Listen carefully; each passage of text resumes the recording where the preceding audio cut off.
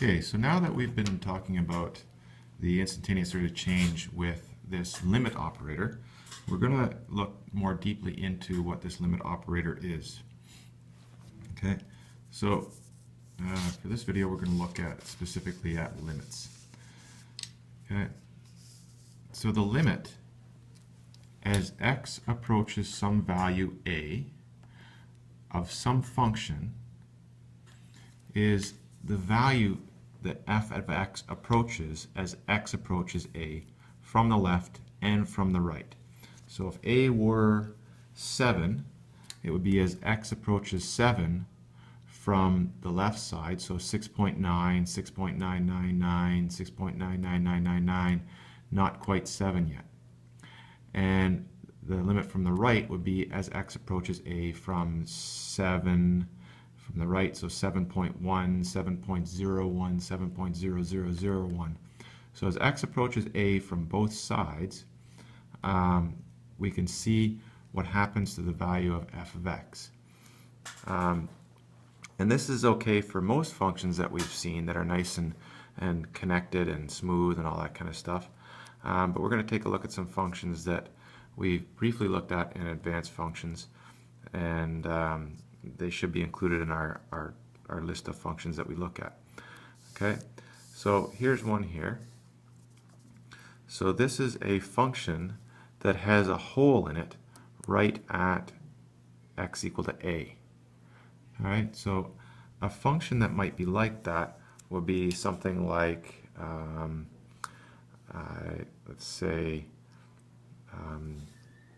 f of x equals, I don't know, 3 x to the 4th minus 2x squared, all divided by x. Okay? So yes, we can simplify this to 3x cubed minus 2x, but we cannot say they're equal unless we write x does not equal 0, because that is a restriction here, so it needs to be a restriction here. It's not obvious, so we have to write it in. So in this case, this function looks like this curve, and it's a polynomial, so it's nice and smooth and connected, but it does have a hole in it at x equal to 0. Okay? So what might that look like? Like a cubic, let's say something like that, and at 0 it has a hole in it. So it might look like that, where it has a hole in it right at 0, x equal to 0. Okay? So in this function, the function does not exist at a. So you can't evaluate the function at a. But you can take the limit, because the limit doesn't say evaluate the function at a. It says, what does the function approach as x approaches a? So you look at the pattern from both sides. From the left side, so just less than a, it looks like the value of the function is approaching this value here, b. So from the left side, the pattern would show that it's approaching b. And from the right side, it's going down, but then it's going up again, and it's eventually approaching the value of b. It's never getting there because we're never plugging in a. So in this case, the function doesn't exist at a, but its limit seems to be b. Okay, and there should be no doubt about that. Okay, so that's one example where the function doesn't exist there, but the limit does. Okay, here's another function. So we've seen this type before. It's a piecewise function. Okay, we'll call it g of x. So here's a piece here, and it's not connected to this piece. So the function has a at this point here at a, its value is c, not this value here. Okay, you could say that that value is maybe d or something like that.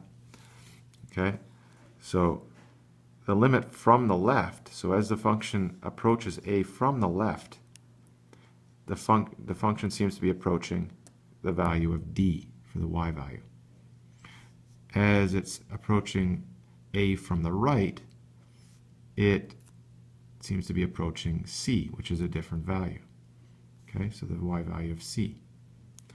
So in this case, g of a equals c, but the limit does not exist because the limit from the left is not the same as the limit from the right. Okay? Even if this function didn't exist at a, and there's two holes there, then it would still, the limit would still not exist. Okay? Another situation. So here is a situation where the function does exist at a, it's not on the nice curve, it's down below. Okay, so let's call this function k of x. So for k of x, k of a equals e. And so k of a equals e, so that's the value of the function at a right there. But outside that, it's this nice, smooth, connected, polynomial-like function. Okay, so this could be a piecewise function too. Okay, so in this case, the value of the function equals e, but the limit equals d, because from the left, the y value seems to be approaching d, and from the right, the y value seems to be approaching d. And because we don't actually plug in a to find the limit, we're looking at the pattern of what's happening to the function. The function seems to be approaching d from both sides. So the value of the function is e there, but the limit is d. Okay? So let's take a look at this here. Okay. So we've talked about the left-sided limit. Okay, so and our notation for that is going to be the limit as x approaches a from the negative side. So from negative, so a little superscript here with a negative after the a. So that's when it approaches from values less than a. The limit from the right, okay, is going to be as x approaches a from the positive side. So from values just slightly bigger than a. And the limit as x approaches a of f of x exists if the limit from the left equals the limit from the right. Okay, so in this case here, there is a limit on the left, it was d, there's a limit on the right, it was c, and they're not equal, so the limit does not exist for that. Okay, so the limit did not exist. Okay. So now we're going to look at what it means to be continuous.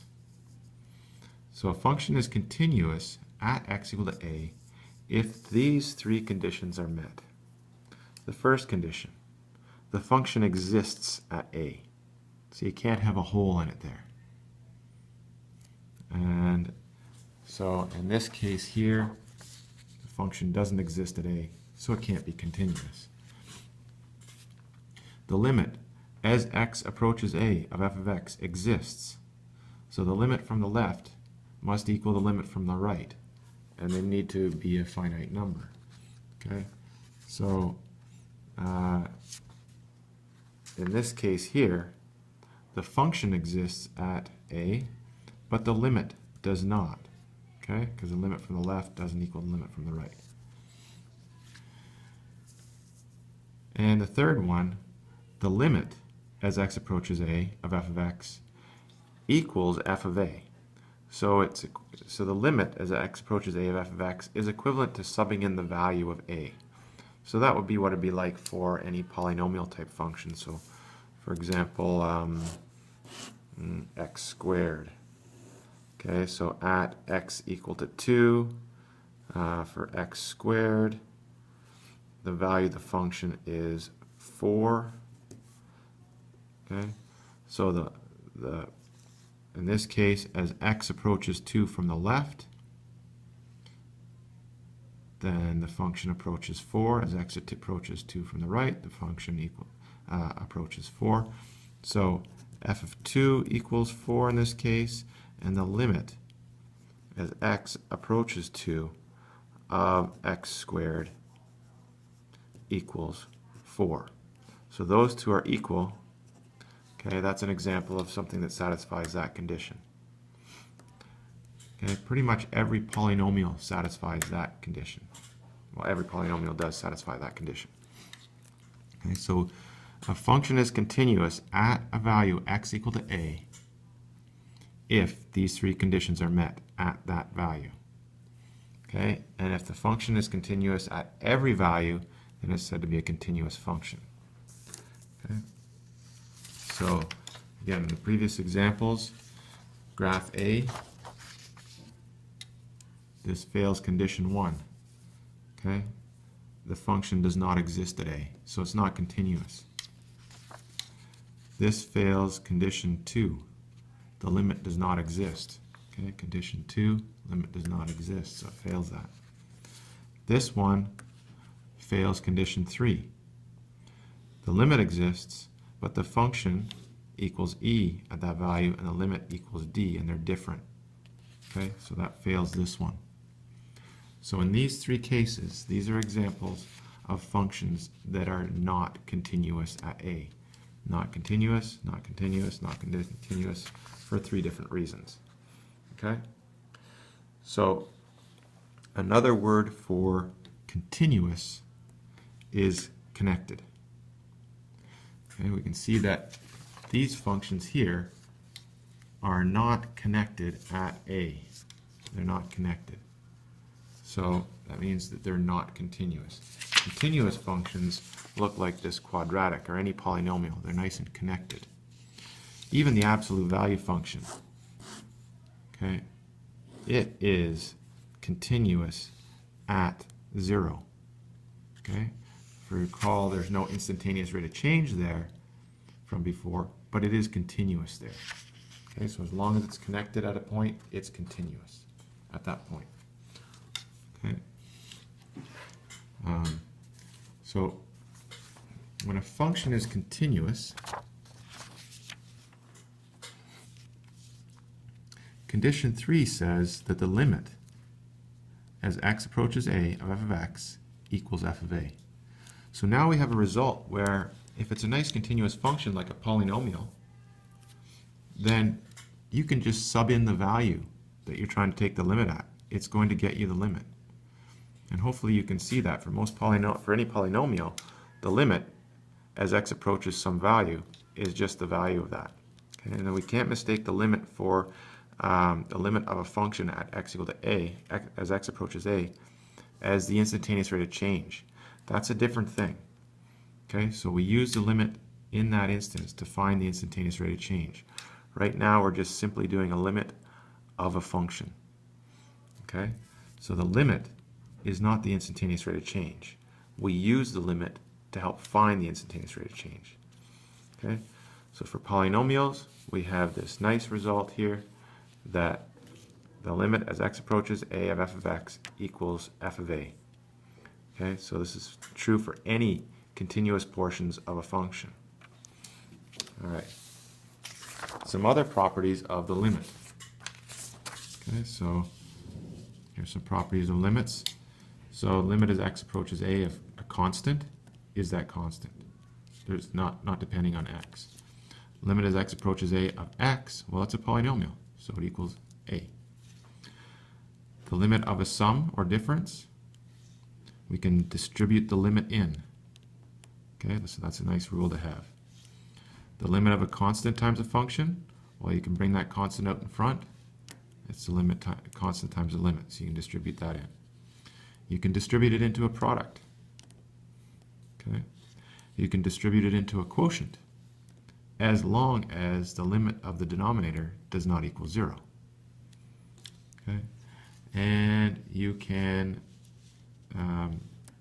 distribute it into an exponent. So you can put the exponent on the outside of the limit. Okay, so that's quite interesting for limits. We're going to do some examples in the next video.